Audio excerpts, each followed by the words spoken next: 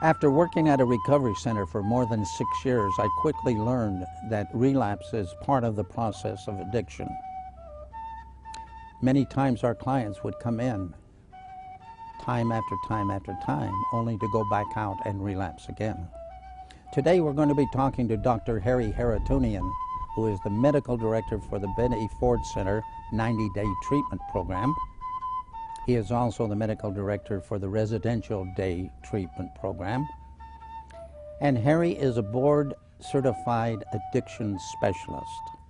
Harry will be discussing relapse, on how it occurs and what to do to prevent it, how to cope, how to live, how to stop relapse.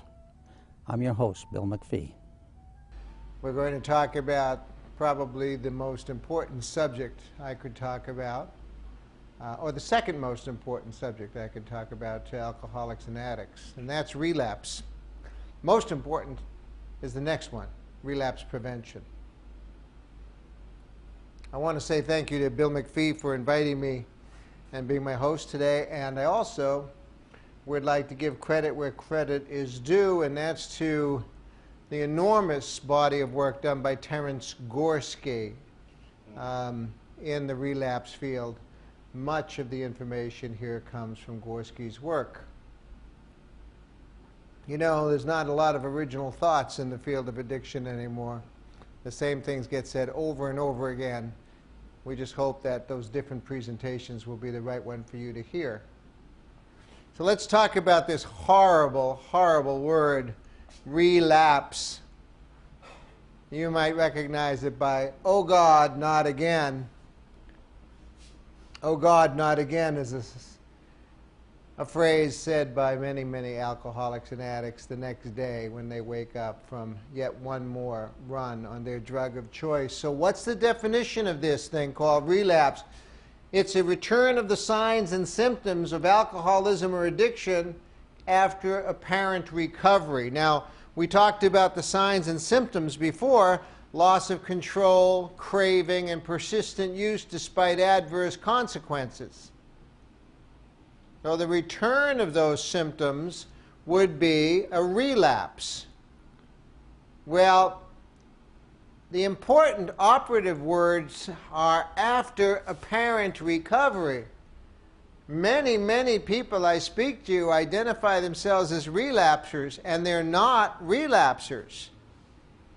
They have the disease of alcoholism or addiction, and yet one more step of its progression. They've never had the recovery and the sobriety to qualify as relapsers. Just alcoholics and addicts. You got to pay your dues to have a relapse.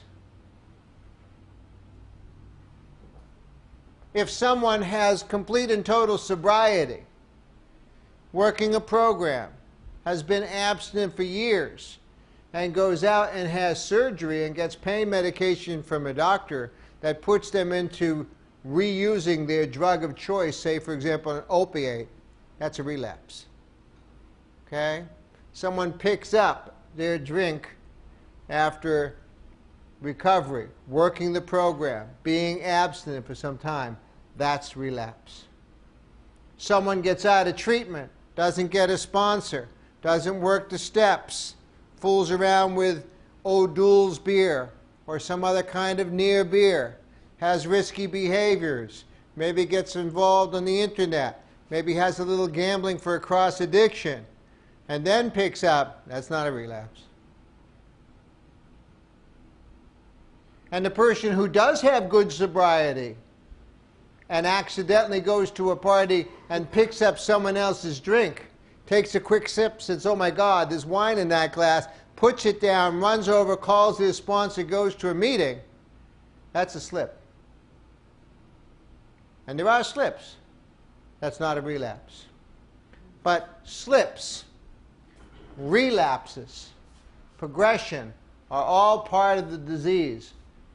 This is a symptom of the disease of alcoholism.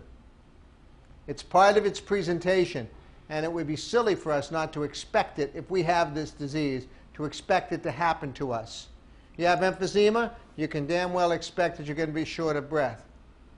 You have clogged coronary arteries and you go out and ride a bicycle, you can damn well be sure that you may get chest pain. You have alcoholism or addiction, you can damn well be sure that you're susceptible to relapse. And the numbers vary greatly, 10 to 60% rate of recurrence in the first 6 months, depending on who you read and what the circumstances are. On the low end might be people who are monitored and have some consequence. So they're seeing a parole officer, they have to pee in a cup all the time. On the other end, someone who just gets out, the luck of the draw, 60% of those people will relapse if they don't get it.